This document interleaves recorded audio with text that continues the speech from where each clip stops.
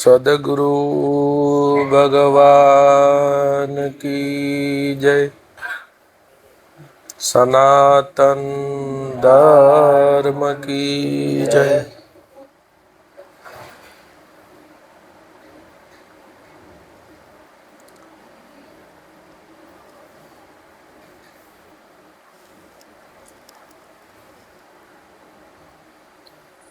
जीव मात्र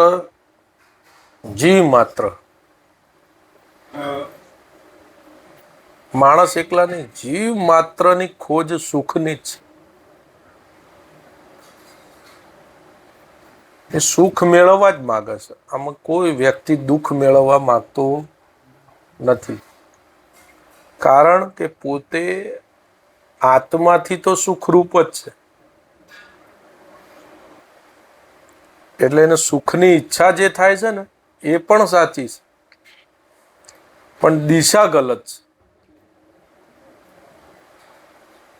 સુખ કોઈ દિવસ સંસારમાંથી મળે નહીં. માણસ સુખી થવાની કોશિશ ક્યાંથી કરે છે? જે મેળવવાથી આપણને અતૃપ્તિ થતી હોય એમાંથી સમજણ પડી જવી જોઈએ કે આમાં કોઈ દિવસ તૃપ્તિ થવાની નથી. કીડી હોય તો બાપુ એવું કહેતા, કીડીનું આયુષ્ય કેટલા દિવસનું કહેતા હતા?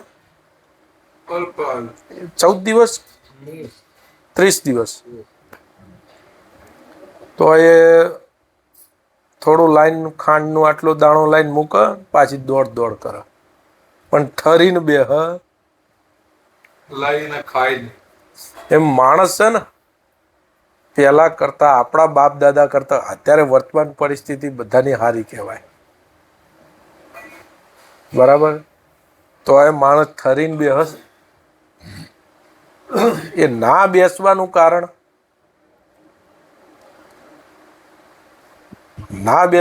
કારણ કે આપણે જન્મો જન્મ આ બધી યોનિમાં જઈને આ જે યોનિમાં આપણે જેલા છે ને બધા સંસ્કારો આમાં દેખાય સમયે. દાખલા તરીકે અમે સરસ કપડાં પહેર્યા છે, ભગતના માળા છે, આ બધું જ છે, પણ કંઈક વિપરીત થાય ત્યારે તરત જ સંસ્કાર દેખાય ને. અમુક ના આમ કેવું લાતી કરતા હોય છે, એટલે બાપુ કહેતા કે આ બધા આ ગધેડામાંથી આવેલા હોય ને એટલે લાત મારવાનું ભૂલ્યા. વધારે ક્રોધી હોય તો કે સાપમાંથી આવેલા છે. જૂના સંસ્કારો છે ને, અતિ લોભ, અતિ ભેગું, આ દરેક યોનિના સંસ્કારો છે. આપણને એકદમ જાય નહીં. એકદમ જાય નહીં એનો મતલબ કે પછી આપણે એ માનીને કઈ નિરાશ થઈને અથવા હિંમત હારીને કે ભાઈ આ આપણાથી જશે નહીં, એવું હોય નહીં. તો આ સંસ્કાર નાબૂદ કરવા માટે આપણે ગુરુના સાનિધ્યમાં બેઠા. જે ગુરુના બધું નીકળી ગયું હતું એમને રસ્તો બતાવ્યો. આ રીતે આ વિદ્યાથી તમારા સંસ્કારો નીકળી જશે. સંસ્કાર એટલે જીવ ભાવ, બિલકુલ જીવ ભાવ મટી જવાનો અને પોતે આત્મીય ભાવમાં જાગૃત થઈ જવાનો. જાગૃત જ છે, પણ આત્મીય ભાવ સ્વયંમાં નિષ્ઠા થઈ જવાની. હવે નિષ્ઠા ન થવા પાછળનું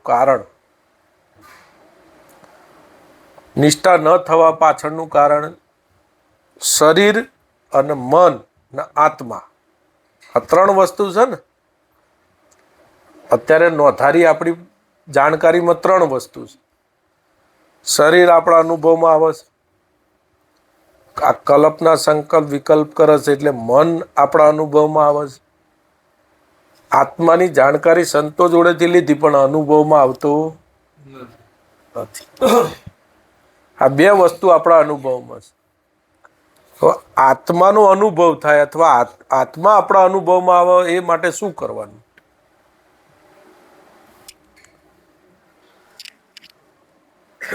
શરીર અને મન સાથેનો જે રાગ,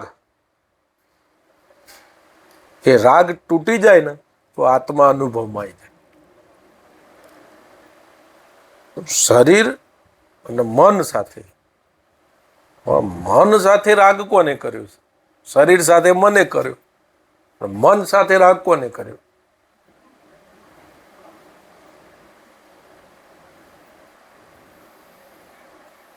એ પ્રશ્ન થાય ને. આ શરીર, હું શરીર છું એ રાગ મને કર્યો. મન સાથે કોઈક રાગ કરવો છે. હવે જે રાગ કરે છે ને એ કોણ છે? એ તો ક્યાંય મેદાનમાં દેખાતો નથી આપણને, પણ છ ખરો.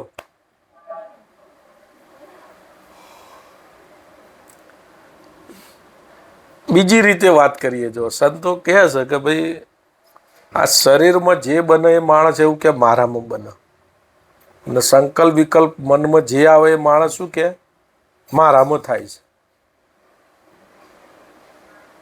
મન સાથે રાગ કોને કર્યો? મન સાથે રાગ કોઈને તો કર્યો છે ને, કે આ મનમાં જે થાય મારામાં થાય એવું કોણ માનસ? અહંકાર જેવું કઈક તો હશે.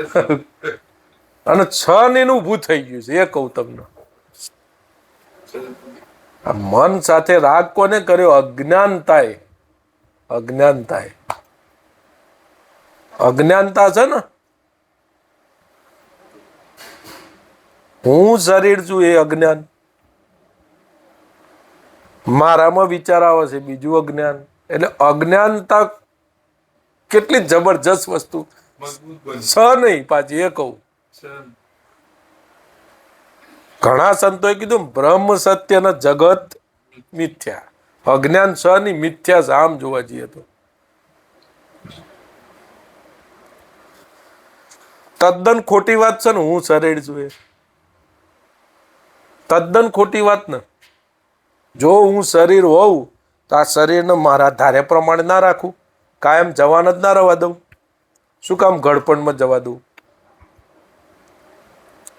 જે વાત ખોટી પડી જાય ને. જો હું શરીર હોઉં તો આ શરીરને મરવા દઉં.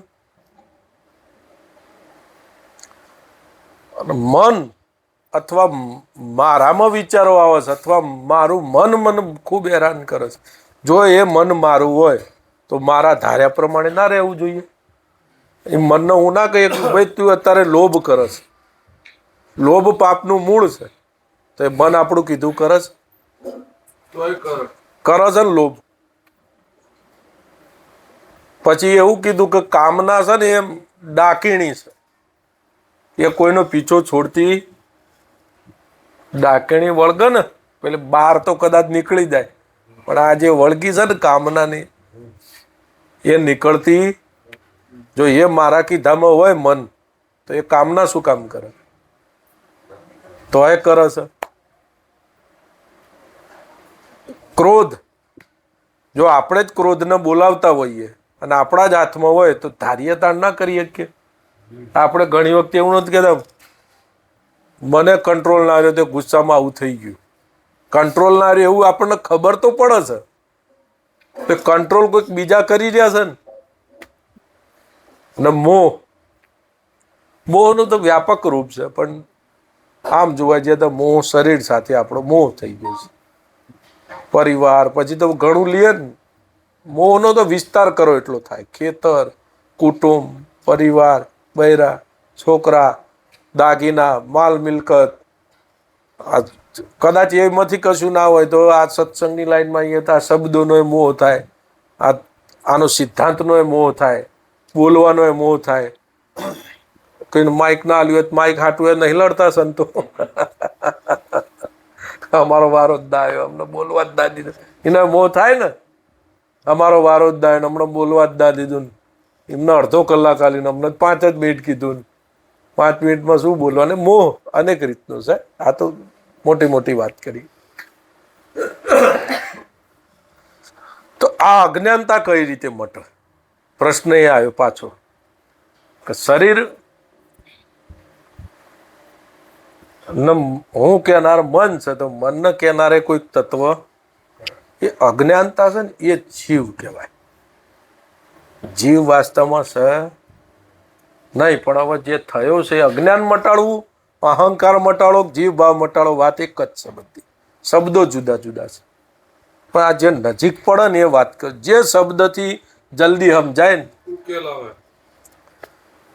તો આને મટાડવું હોય તો શું કરવાનું? તુલસીદાસજી એવું કીધું કે બિના વિવેક નર પશુ સમાન. આપણા કોના આશરે જવાનું? વિવેકના આશરે. વિવેક એ ગુરુ જ છે.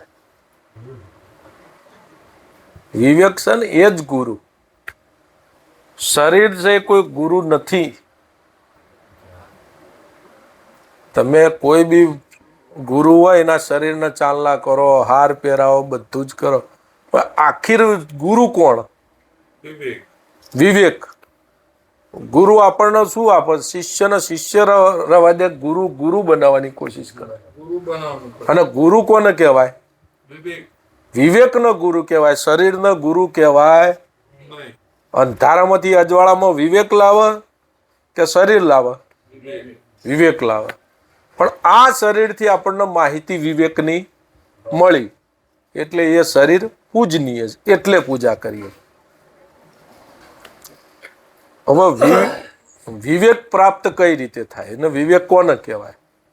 તુલસીદાસજી કીધું બિના વિવેક નર પશુ છે. જો વિવેક નહીં હોય તો નર પશુ સમાન. એટલે હું શરીર છું એ તો ગાયને ખબર છે કે હું ગાય છું, કૂતરાને ખબર છે હું કૂતરો. બધા શરીર ભાવમાં જ જીવન જીવી રહ્યા છે ને. કીડીથી લગાઈને હાથીથી લગાઈને બધા જીવો. એમ આપણે હું શરીર છું એ ભાવે જીવન જીવીએ તો પશુ કહેવાય એક માણસ કહેવાય? પશુ. પશુ કહેવાય. એટલે તુલસીદાસજી તેમાં કીધું બિના વિવેક નર પશુ સમાન. હવે વિવેક સંતોએ આપી દીધો કે ભાઈ વિવેકથી તમારા આ અજ્ઞાનતા દૂર. તો વિવેકનો ઉપયોગ કઈ રીતે કરવાનો? મેં તમને 100 રૂપિયા આપી દીધા, પણ 100 રૂપિયા તમે ગમે તે વાપરી નાખો તો કોઈ અર્થ નહીં.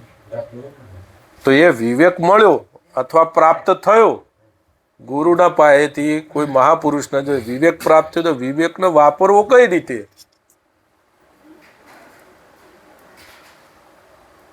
આ શરીરમાં જેટલી ઘટના ઘટે છે, આ મનમાં જેટલી ઉથલ પુથલ થાય છે, તો એ વિવેકને આપણા જીવનમાં આપણે વાપરતા શીખી જઈએ ને કે આ મારામાં બનતું નથી. તો વિવેકને વાપર્યો. કહેવાય. નહીં તો 100 રૂપિયા પડ્યા હોય તોય માણસ ભૂખ્યો ને ભૂખ્યો પાછો આવે. શું કરું ભાઈ? ખાવાનું કશું હતું, 50 રૂપિયા વાપરીને ચેક ખાઈ ના લઈએ. એટલે માણસ પાસે વસ્તુ એ હાજર છે પણ વાપરી શકતો દુઃખીનો દુઃખ જશે, નહીં. અજ્ઞાન જશે. નહીં. વિવેકને વાપરતા શીખવું પડે ને. હવે તમે વિવેકનો ઉપયોગ કેટલો ટાઈમ કરો છો? આપણે આટલા જ બેઠા છીએ. આજે સવારે ઉઠ્યા આપણે, આજે હવે આટલા 10 વાગ્યા છે, ત્યાં સુધી આપણે વિવેકનો કેટલી વાર ઉપયોગ કર્યો? કોઈએ કર્યો કે ના કર્યો?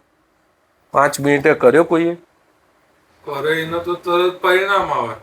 કે ભાઈ આ શરીરને મનમાં બને છે, આવો 5 મિનિટે ઉપયોગ કર્યો? કરનારા તો કરે જ. 10 મિનિટ કર્યો કે 2 મિનિટ કર્યો? જેટલો વિવેકનો વધારો થશે એટલું અજ્ઞાન દૂર થશે કે નહીં થાય? દૂર થશે. થશે ને. થશે. તો દવા લેવાનું ચાલુ કરો તો રોગ મટવાની પ્રક્રિયા ચાલુ થઈ જાય કે ના થઈ જાય? પણ દવા લેવાની કેમ નથી લેતા એ ખબર નહીં પડતી. આ મફત છે. આમાં જો બેંક બેલેન્સ ઓછું ના થાય, આમાં ઘર છોડવાનું ના આવે, આમાં પરિવાર છોડવાનું ના આવે, આમાં ખેતરનું કામ છોડવાનું ના આવે, કોઈ ક્રિયા બંધ. કોઈ નોકરી ધંધા ઘર છોડવાનું ના આવે. મફતમાં છતાંય કેમ કરતા નથી ભગવાન જાણે. એ મફતમાં છે તેમાં ના કરતા. ભક્તિ મફત છે ને. જો હમણાં તમારે મેળાવડો કરવો હોય, કોઈ સંતોન બોલે સત્સંગ કરો તો ખર્ચો ના થાય? એ ભક્તિ જે આપણે સાધન ભક્તિ છે એમાં ખર્ચો એ છે. ને પરિશ્રમ એ છે. આમાં 1 રૂપિયાનો ખર્ચો નહીં. કશું નહીં. અને મોંઘામાં મોંઘી વસ્તુ મળે એવી છે. સાચી વાત. જે વસ્તુથી આ દુનિયા નહીં આખું વિશ્વ આપો ને તોય નાનું પડે એવો ભગવાન મળે એવો છે. નવો હાવ ફ્રીમાં. અને મફત, ખાલી વિવેકથી. ખાલી વિવેકથી. પણ એ વિવેક કેમ વાપરતા નથી? શું તકલીફ છે? આટલું બધું શોર્ટકટ છે તોય. કોઈ ગુરુ નડે છે? કોઈ સંપ્રદાય નડે છે? કોઈ દેવી દેવતા નડે છે? કોઈ સગાવાલા નડે છે? કોઈ મિત્રો નડે છે, કોઈ પરિવાર નડે છે, કોણ નડે છે એ જ ખબર નથી. વિવેક તો આ કોઈ સંતોને ત્યાં જ્યાં હોય તો આ વાત નહીં કરી હોય. ખરીદ હોય ને હું એવું કહેવા માંગુ છું કે આમ અમથું ટીવીમાં સાંભળ્યું હોય તોય આને તો લક્ષમાં લઈ લેવાય. આની માટે કોઈ મંત્ર કે ગુરુ કરવાની જરૂર નહીં પડે. સીધી વાત નથી આ. એકદમ શોર્ટકટ જ છે. અને કોઈ ગુરુને એવું હોય કે મારા જોડેથી મંત્ર લે તો જ આ વાત સાચી. વિવેક તો મહાપુરુષ બોલે જ છે ને કે ભાઈ વિવેક એ જ ગુરુ છે. હવે આ શરીર જુઓ બચપનમાંથી જવાનીમાં આવ્યું તો આ ઘટના શરીરમાં ઘટી રહી છે. આ હું એવું ધ્યાન રાખું તે વિવેક ના થાય. વિવેકથી મનમાં ગમે તેટલા વિચારો આવે, કામ ક્રોધ લોભ મોહ હારું ખોટું ઈર્ષા નિંદા કપટના ગમે તેવા વિચારો આવે, હું એ વિચાર હાથે સંમત ના થઉં તો તમે વિચારનો વિવેકનો ઉપયોગ કર્યો ના કહેવાય. કર્યું તો તમે એ દવાનો ઉપયોગ કરો તો રોગ મટવાનો નહીં. માટે આટલી સીધી વાત છે. આની હાટું થઈને શું કરવાનું છે? કશી નહીં. આ ભગવા કપડાં પહેરીએ, જટા વધારીએ, દાઢી વધારીએ, શું કરીએ? મોટા આમ તિલક કરીએ, શું કરવું છે? વિવેકથી જ જીવન જીવવાનું છે. ખેડૂત હોય તો ખેડૂતને આત્મજ્ઞાન થાય. કોઈ મઠ મંદિરમાં બેઠેલા સંતોને થાય એવું નથી. ખેડૂતને થાય, શિક્ષકને થાય, કલેક્ટરને થાય, પોલીસ વાળાને થાય, નોકરિયાત ધંધા જે હોય આને ભગવાનને આને કોઈ લેવા દેવા છે પણ શાનો? વિવેકનો. હવે મનમાં જે થાય એને આપણે એવું માનીએ મારામાં થાય છે તો કોઈ દિવસ તમે કૃષ્ણ ભગવાનના શરણે જશો ને તોય ઉદ્ધાર નહીં થાય. જ્યાં સુધી વિવેકને નહીં અપનાવો ને ત્યાં સુધી આખી જિંદગી બેહી રહો ને તો ભગવાન રામ ને કૃષ્ણ ભગવાન જોડે આ દુર્યોધનને નતા બેસતા. બધા હામમાં પણ વિવેકી કેટલા? એક જરી કે નહીં. રામ ભગવાન જોડે જેટલા બેઠા જો તારા જ્યારે બાલીને ભગવાને માર્યો ત્યારે તારા કલ્પાંત કરતી હતી ને કે મારા ઘરવાળાને તમે મારી નાખ્યા, તો ભગવાને એને શું બતાવ્યું? એને જીવતો કરવાનું બતાવ્યું કે વિવેક બતાવ્યું? શું કીધું? ક્ષિતિ જલ પાવક ગગન સમીરા પંચ રચિત અતિ અધમ શરીરા. પંચ રચિત એટલે 5 તત્વોનું આ અતિ અધમ શરીર છે. એ બતાવ્યું ને, ક્ષિતિ જલ પાવક ગગન સમીરા 5 તત્વો બતાવ્યા. એવું આ શરીર છે કે તારા. અને વાલી મર્યો નથી, શરીર મર્યું. એને વિવેક તો બતાવ્યો. અર્જુનને વિવેક તો બતાવ્યો કે સ્નેનમ શસ્ત્રાણી છેદનથી, શસ્ત્ર છેદી શકતો નથી, પાણી પલાળી શકતો નથી, અગ્નિ બાળી શકે નહીં, પવન સૂકવી શકે નહીં. એના વિવેક બતાવ્યો ને આત્માનો. પણ અર્જુનને કેવું? એના મનમાં જે ચાલતું હતું ને, મારા હગા, અમારા કાકા, અમારા દાદા, હવે એ મનમાં જે થાય એને સાચું માને તો એ વિવેકી કહેવાય. ના કહેવાય. તો આપણા મનમાં એવા વિચારો નહીં આવતા, આ મારું કુટુંબ, આ મારા હગા, આ મારા દાદા, તો આપણે વિવેકી કહેવાઈએ? ના કહેવાય. બસ એ અર્જુન જેવી જ દશા આપણી છે. તો એ શું કરવાનું? વિવેકની જાગૃતિ રહો. વિવેકનો ઉપયોગ કરો. બને એટલા વિવેકી બની જાઓ ને. જેમ ગંગા સતીએ શું કોનું નામ આપ્યું? વચન વિવેકી. વચન વિવેકી. જે નર નારી. જે નર નારી વચનનો વિવેક કીધો ને, એને બ્રહ્માદિક લાગે. અને એક ગંગા સતી એક બાપજીને શું કીધું? પૃથ્વીરાજા મહાવિવેકી. કોનું નામ લીધું છે? પૃથ્વીરાજા. પૃથ્વીરાજા વિવેકી ના કીધા, શું કીધા? મહાવિવેક. મહાવિવેકી. આપણો વિવેક એટલે સુધી પહોંચી જવું જો કે વિવેકે પછી મહાવિવેક થઈ જાય. વિશાળ થામ જતો. હા, એના પછી વિવેકે કરવો પડે, એને મહાવિવેકી કહેવાય. વિવેક સ્વરૂપ જ થઈ. બસ. હવે જેટલા સંતો થઈ ગયા, ગંગા સતીએ પછી શબ્દને ફારફેર કરીને વાત આ જ કીધી, હું અને મારું. એ કોનું કારણ? તો હમણાં વાત ના થઈ આ બધું ભાઈ મનમાં થાય ના શરીરમાં થાય. હું અને મારું એ મનનું કારણ. મન જો ધણી, આનો ધણી જ મટવાની વાત છે ને કે હું આનો ધણી નથી શરીરનો, નથી મનનો. છૂટા પડી ગયા ને તો વિવેકનો ઉપયોગ ના થયો. આને ભક્તિ કહેવાય એવું ફિટ બે ખરું એ ખરું છે પણ ખરું. કે યોગ કરવો છે કે ધ્યાન કરવું છે, જે કરો એ ખોટું નથી, પણ કહેવાનો મતલબ આ વિવેકની વાત ફિટ થઈ જતી હોય તો જે ભાથીભાઈએ કીધું શોર્ટકટમાં ભગવત પ્રાપ્તિ, તો આ વિવેકથી જ થઈ જાય. રસ્તો નથી. હા, આથી વિશેષ કોઈ બીજો રસ્તો નથી.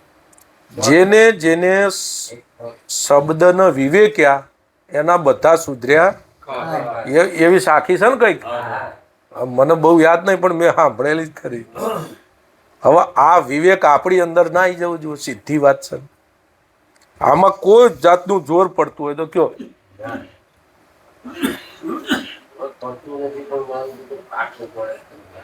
જોઈ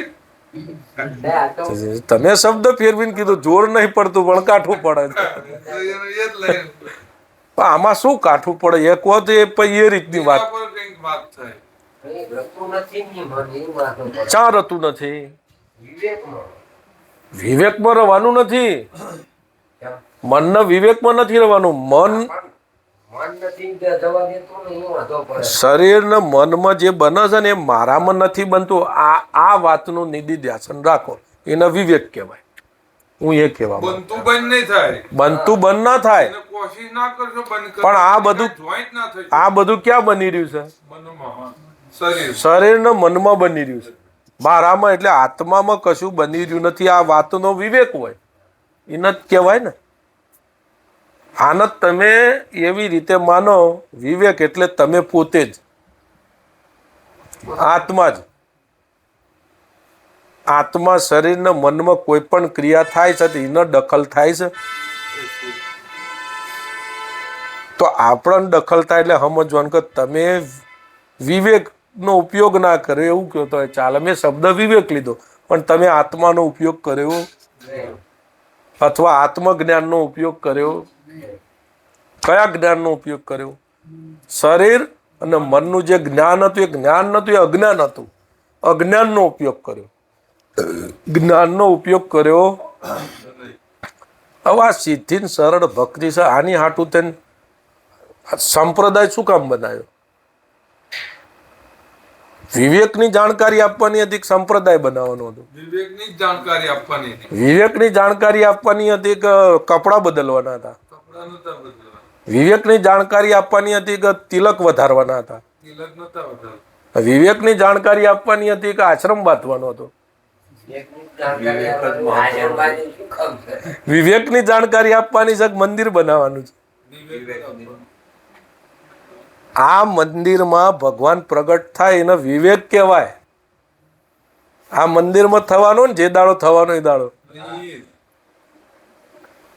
તો શું કરવાનું છે આપણે? એમ આપણે સંતો ક્યાં છે એમ કરતા નથી ને એમાં દુઃખી છીએ.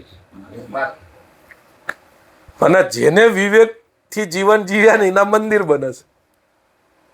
આપણું બને છે? તમે ગામ વાળા કહો 50 લાખ હું આલું મારું મંદિર બનાવો, ત્યાં કે તને આમાં 51 આલે તું બેસી જા. કોઈ બનાવે આપણું? અને આ જે ભગવાન કોઈ આપણને કહેવા આવે છે કે મારું મંદિર બનાવો, તો આપણને પ્રેરણા થાય છે ને આપનું મંદિર બને, કારણ કે એમને જીવન એવા જીવ્યા છે. કૃષ્ણ ભગવાન કોઈને કહેવાય મારું મંદિર બનાવજો? રામાપીર કહેવાયા? કોઈ માતાજી? તો એ આપણને કેવું થાય કે એક મંદિર બનાવીએ. એમના જીવન એવા છે એટલે કે દર્શન કરવા થાય. અને આપણે કોઈ અત્યારે હાલ જીવીએ તો હામાં જોઈએ તે ઓલી બેઠા કે આપણને જોઈને માણસ રસ્તો બદલી નાખે. એ વાત આપણા જીવન છે. શું કરવાનું જીવન? આપણને જોઈને રાજી થવો જોઈએ ને માણસ. લે આજ તો મારો દિવસ સુધરી ગયો. તો કે આવા માણસો હામાં મળ્યા કે એવું થવું જોઈએ ને. આપણને જોઈને સારું કે હમણાં બગાડ છે કે મારો અડધો કલાક, બીજા ખરાબ વિચારો આવતા હોય ને. આપણા જીવન એવા શું કરવાનું? એટલે કહેવાનો મતલબ કે વિવેકથી જીવન જીવો. સંતોએ તો 2 હાથ જોડ્યા છે, રોયા છે એકલા બેઠા બેઠા રૂમમાં. હું અમને કઈ રીતે સમજાવું? કોઈ ક્રિયા હોય તો સમજાવું એ ખરો કે તમે 10 કલાક આ રીતે બેહીને જપ કરજો, કામ થઈ જશે. પણ એવું થાય એવું નથી આમાં. કેમ કે એમાં આપણને કરતા ભાવ રહેવાનો ને કે હું 10 કલાક બેહી ગયો એટલે હું વધવાનું કે ઘટવાનું? આ વિવેક તો હું ને કાપી નાખે, હું ને મારું ઉડાડ દે. હું ને મારું એ મનનું છે કારણ.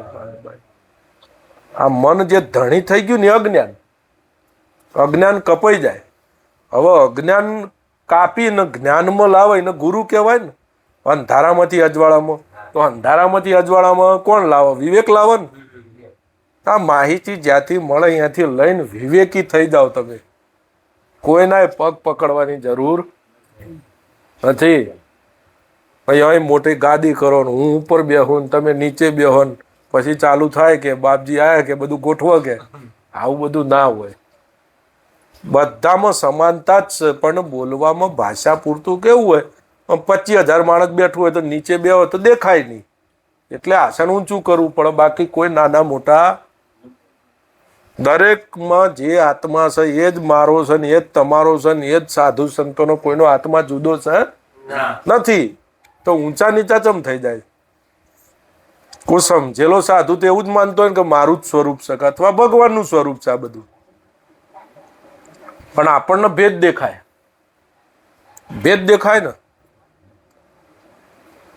હવે રહી વાત બીજી, આ વિવેકની વાત થઈ. ઘણા સંતો, ઘણા સાધુઓ, ઘણા સત્સંગી માણસો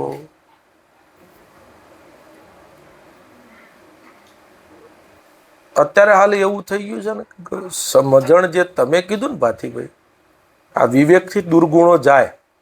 આમ તો દુર્ગુણો હાથે નાતો છૂટી જાય ને એટલે દુર્ગુણો આવે જ નહીં.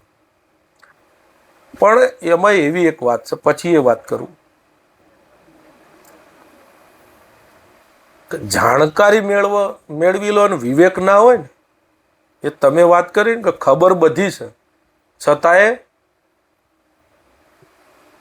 ખબર બધી છે છતાં એનું અજ્ઞાન જતું નથી. ખબર તો છે ને કે હું આત્મા છું, શરીર નથી. આવું ને આવું એક દ્રષ્ટાંત મેં સાંભળ્યું હતું. 28 તારીખે પેલા ભરત બાપુએ આપ્યું હતું પોપટનું. એ પોપટને શીખવાડી દીધું હતું પેલા એટલાથી લગભગ નામ પડ્યું છે પોપટિયું જ્ઞાન. કે પારધી આયેગા, જાલ બિછાયેગા, ટમાટર ડાલેગા. પોપટને ખાવા ટામેટું મૂકે ને, લેકિન હમ નહીં ફસેગા. પેલો પારધી આવ્યો ને એને આમ પાથરીને જાલ, તે પોપટ પેલાની એવું જ કે પારધી આયેગા, જાલ બિછાયેગા. પેલા આમ કઈ ટમાટર નાખ્યું અને આ લેવાય જતું રહ્યો પોપટ, પાંજરામાં પૂરી દીધું, લેકિન હમ નહીં ફસેગા. એમ પેલા ને એવું જ કીધું. પારધી આવ્યો હતી નહીં. એ પોપટિયું જ્ઞાન કામમાં લાગે ના લાગે. તો પેલા પારધી આવ્યો ને એને આવું જ કીધું. પેલા નક્કી કરી દીધું કે આને પોપટિયું જ્ઞાન, આને કોકને શીખવાડ્યું છે, બાકી આનો વિવેક નથી. એટલે આખું એ વાત તો સરસ છે પણ મને યાદ નથી, એટલે આટલી યાદ છે મોટી મોટી. હવે બધું જાણવા છતાંય દુર્ગુણ આપણી અંદરથી જતા નથી. વિવેક ના હોય ને, વિવેક તો આ બાપુ એવું કહેતા, મન છે ને આ 80 કિલોનું શરીર દહડીને લઈ જાય. રાવણ વેદનો જ્ઞાતા હતો, બધા શાસ્ત્ર એના મગજમાં કંઠસ્થ હતા, બધું જ્ઞાન હતું, છતાં એની દ્રષ્ટિ સીતાજી ઉપર બગડી. બરાબર? કહેવાનો મતલબ બધી જ જાણકારી હશે ને પણ વિવેક નહીં હોય ને તો એ મન છે ને એનું ધાર્યું કરી દે છે. અંદરથી લોભ, એવી વૃત્તિ લોભની ઊભી થાય, કામની થાય. એમાં ક્રોધ, લોભ, કે હાનું આમ કહીને આમ કરીએ ને તો અહીંથી મેળાઈ જાય એવું છે. એ લોભ હાટું થઈને ખોટું એક જ નાખે માણસ. વૃત્તિ ઉઠે ને, વિવેક ના હોય તો સમર્થન આપી દે ને વૃત્તિને, અને વિવેક હોય તો કે ભાઈ આ વૃત્તિ ક્યાં ઉઠી મનમાં, મારા આની હાથે લેવા દેવા. તો મનજીભાઈ બેહી જાય કે ના બેહી જાય પાછા? આ એક દાડામાં નહીં બેહી જાય, તત હા પાડો જ પણ.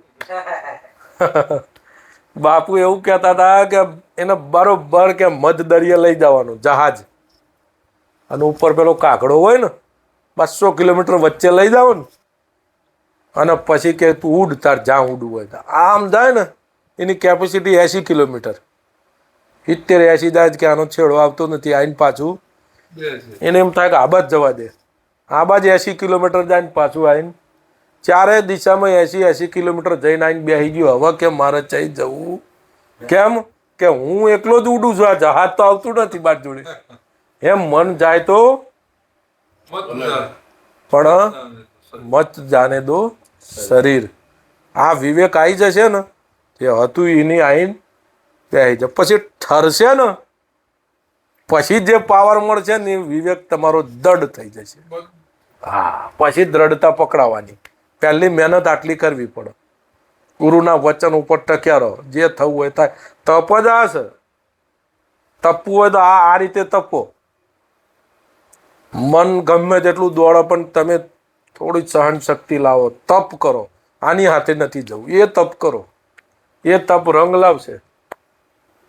મન જાય તો ભલે જાય, જવા દો. થોડો ટાઈમ 6 મહિના કરી જુઓ, પછી તો મન બન બધું શસ્ત્રો મૂકી દેશે, હાથ જોડી જશે. મન હાથ જોડીને જતું રહે એવું કરવું પડે ને. અત્યારે તો આપણને ગભરાવે છે. એક બાપજી હતા ને, આમ કરીને જોઈ રહેતા હતા દિવાલ ઉપર. કેટલાય મનમાં વિચારો ભલે આવતા કે જોઈ જ રે. આ ઓશો રજનીશે વાત કરેલી એ બાપજીની. જોઈ જ રહ્યા, જોઈ જ રહ્યા, જોઈ જ રહ્યા. એવું વરસ હાલ્યું, 2 વરસ હાલ્યું, 3 વરસ હાલ્યું, 4 વરસ. પછી 6મું ને 7મું ને 8મું વરસ આવ્યું ને, મન ગભરાયું. કોણ ગભરાઈ ગયું? મન ગભરાઈ ગયું કે ગજબ માણસ છે, કે આનું ઉઠાડવા મેં ઘણા પ્રયત્નો કર્યા, પણ 10, 11 ને 12મા વર્ષે તો મને હાથ જોડે જતું રહ્યું. હા, કે હું હાર સ્વીકાર કરી લઈશ. 12 વર્ષનો યોગ પૂરો થયો અને મનનો કોન્ટેક્ટ છૂટી ગયો. ભાઈ વિચાર કરો, કેટલી પેલી એ કહેવાય કે નક્કી જ કરી લીધું, મન જાય ભલે જાય, આપણે સ્થિર થઈ જાવ. એટલે તન સ્થિર, મન સ્થિર અને વચન સ્થિર હોય. તન સ્થિર, મન સ્થિર, વચન સ્થિર હોય. કબીરની એક સાખી છે, મન સ્થિર, વચન સ્થિર હોય. તાકા મતા અગાધ હોય, બુજે બિરલા કોઈ, એવું કંઈક સાખી છે કબીર સાહેબ. મને યાદ નથી. એ જે હોય મૂળ સિદ્ધાંત તો આ જ છે. ગંગા સતીએ અનેક વાતો લઈને કીધું કે તન અને મનની જ્યાં લગી શુદ્ધ ના રહેવા, તન અને મનની શુદ્ધ ના રહે ત્યારે અરસ પરસ એકતા. તન મનમાં આપણી શુદ્ધ જતી રહેશે કે નથી જતી રહેતી? જતી રહેશે ને. જતી રહેશે ને, એટલે એકતા નહીં થતી. એટલે એકતા થતી નથી. વાત આટલી જ છે. વાત બહુ લાંબી નથી. આ મહેનત કરવી તો અહીં કરો તો થોડો પંથ કપાશે, સારું લાગશે.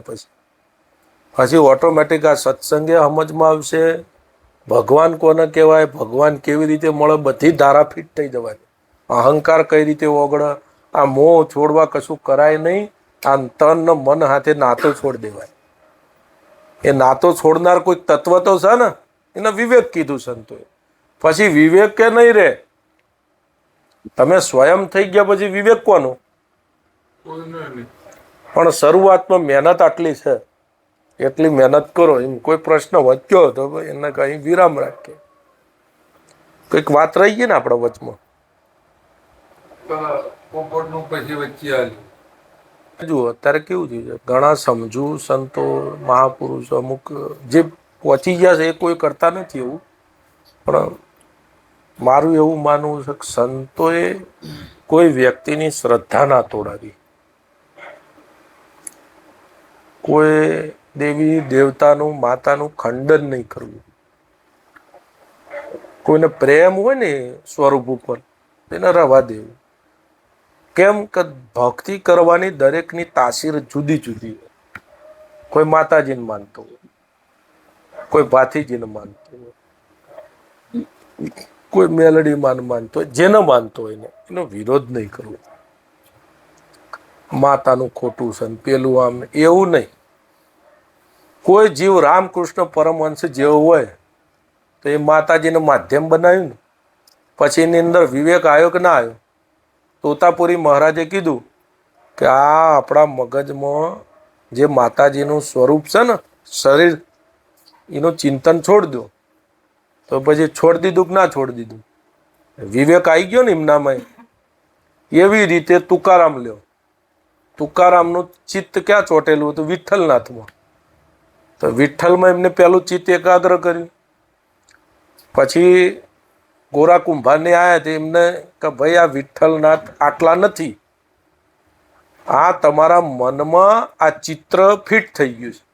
આ ચિત્ર હટી જાય ને એટલે જે ચિત્ર વગરની ભગવાનનું કોઈ ચિત્ર હોય બરાબર, એ વિવેક બતાવ્યો ને કે આ શરીરને મનમાં તમે ગ્રહણ કર્યું, મનમાં ગ્રહણ કર્યું ને આ ચિત્ર. હવે મન સાથે નાતો છોડવું હોય તો ચિત્ર છોડી દેવું પડે ને, કારણ કે મન ચિત્રના આધારે ટકી રહ્યું છે. મનને કોઈ વિષય આપ્યો ને તમે તો એ વિવેકી થઈ ગયા, આત્મજ્ઞાન થયું. પછી મીરાબાઈનું એ ચિત્ત કૃષ્ણ ભગવાનમાં હતું સગુણ રૂપે. એટલે કોઈની સગુણ ભક્તિ હોય તે આપણે માનીએ છીએ કે મન સુધી ભક્તિ કહેવાય. મનથી આગળની ભક્તિ એમને પછી મળી ગઈ ને. તો એવી રીતે કોઈ સાધુ સંતોએ, સમજુ માણસોએ ખંડન કરવું નહીં. માતાજીનું એ ખંડન કરવું નહીં. નહીં તો તમે શક્તિને કે ભગવાનની રીતને સમજ્યા ના કહેવાય. જો કોઈ ખંડન કરે તો સમજવાનું કે વાતને સમજ્યા નથી. કેમ? કોઈ પણ જીવ પોતાની તાસીર પ્રમાણે જ ભક્તિ કરે. કોઈ હિંસા કરતું હોય તો દેવી દેવતાને માની એને રોકવા પ્રયત્ન કરવા કે નહીં કરવા? હિંસા તો દેવી દેવતા નહીં, ગુરુને માનતો હોય ને હિંસા કરતો હોય તો એ ન રોકાય. દેવી દેવતાની તો વાત દૂરની રહી. એમને કોઈ માતાજીને માની પછી જાનવરો ચડાવતા હોય જો એક વસ્તુ તો એનો વિરોધ કરવો કે ચડાવવા દેવા બરાબર કરો છે એવું એમાં સંમતિ આપવી. ભગવાન છે એ કરુણામય છે ને, દયાળુ છે ને. હવે જે ભગવાન દયાળુ છે, કરુણામય છે, એ હિંસા કરવાની છૂટ આલે કોઈને? કોઈ ના આપે. અને તમને ભગવાન જેવા બનાવવાના છે કે દયાળુ, બીજા ઉપર દયા થાય, બીજા ઉપર કરુણા થાય, એવો ભગવાન છે. તો ભગવાન જેવા બનાવવાના હોય તો હિંસા કરવાની છૂટ આપે? કોઈ ના આપે. એટલે મારે કહેવાનો મતલબ હિંસાનો નહીં, દેવી દેવતાઓની કોઈ દિવસ ખંડન મંડન કરવું. કોઈ પણ માણસ જેની જેવી શ્રદ્ધા હોય એવી ભક્તિ કરે. પણ હિંસા તો હું એમ નથી કહેતો, માતાને ગુરુને માનતા હોય તો હિંસા ના થાય. હિંસા કરવાની છૂટ કોઈને નથી. હિંસા તો એક તો આપણે એવું કે ભગવાન પ્રાણી માત્રના હૃદયમાં છે, તો હિંસા કરવાથી તો હૃદય દુઃખ નહીં, પેલા પીડા ના થાય? એ નહીં. આ તો હું ભક્તિની વાત કરું છું. એ તો કેવું છે કે અજ્ઞાનતા કહેવાય, ભક્તિની રીત ના કહેવાય. જેમ કોઈ વ્યક્તિ ગુરુને માનતા હોય તો ગુરુને યાદ કરી કરીને ભક્તિ કરતા હોય, પછી ગુરુથી જે શરીર ભાવ છે ગુરુનો એનાથી ઉપર ઉઠી જાય છે ને. તત્વમાં પ્રવેશ લેવો હોય, આત્મામાં પ્રવેશ મેળવવો હોય, એના મગજમાં જે ધારણ કર્યું હોય ચિત્ર, એ ચિત્ર એને છોડવું પડે. માતાજીનું હોય તો એ, ગુરુનું હોય તો એ, કૃષ્ણ ભગવાનનું હોય, રામનું હોય તો એ ચિત્ર મગજમાંથી છોડી દેવું પડે. તારે એ વિવેક અથવા આત્મામાં પ્રવેશ મળે. હું ગુરુને યાદ કરીને રોવું છું, એક વ્યક્તિ માતાજીને યાદ કરીને રોવે છે, તો શું ફરક પડે? બે હરખું જ છે ને. અહીં કે માતાને નહીં માનવાનું અને પછી કે ગુરુને માનો, બે ફોટા 5 તત્વના જુદા. આ ફોટો તમે બનાવ્યો કાગળનો ગુરુનો, બીજો ફોટો બનાવ્યો માતાજીનો, તો બેમાં પૃથ્વી તત્વ જ છે ને કાગળના. તો બે કાગળ હરખા નહીં, તો ભેદ શાનો પડ્યો? ભેદ શાનો પડે છે? તમે માતાને માનતા ને મને માનો ને એનો ભેદ પડે છે. તમે તમારી જાતે પોતે પૂજાવું હોય તો ગરબડ થાય. પોતે પૂજાવાય પૂજા કોની થાય? પરમાત્મા સદગુરુ પરમાત્માની થાય ને પરમાત્મા બધાનામ નથી. છે. તો પૂજા કઈ રીતે થાય કે તમે આયા છો તો તમારી અંદર ભગવત ભાવ રાખીને વ્યવહાર કરું તે પૂજા ના થઈ? આના પૂજા કહેવાય? ચાલલા કરવા, હાર પહેરાવો, આને પૂજા કહેવાય? આ પૂજા કરવાનું સાધન છે, પૂજા ના કહેવાય. પૂજાનો અર્થ સંતો એવો કાઢ્યો પૂર્ણ રીતે જાગ્રત થઈને કર્મ કરો એને પૂજા કહેવાય. પૂર્ણ રીતે જાગ્રત થઈને કર્મ કરો એને પૂજા કહેવાય. એટલે બને ત્યાં સુધી ધ્યાન રાખવું, કોઈનો આત્મા દુભાય નહીં અને કોઈના હૃદય ઠેસ ના પહોંચે એ રીતે સંતોય રહેવું. કારણ કે આખીર કયો જીવ ક્યાં પહોંચવાનો છે આપણને ખબર. રામકૃષ્ણ પરમહંસ હતા તે આજે એમની વાતો કરીએ છીએ ને આપણે, એ ઠેઠ પહોંચ્યા તો વિવેકાનંદને જ્ઞાન આપ્યું ને, તો વિવેકાનંદજી આટલા સુધી પહોંચાડ્યું ને. એમ દરેક જીવ કોઈને કોઈ ભગવાનના માધ્યમ બનાવીને જ પોખતા હોય છે. સદગુરુ ભગવાન કી જય, સનાતન ધર્મ કી જય.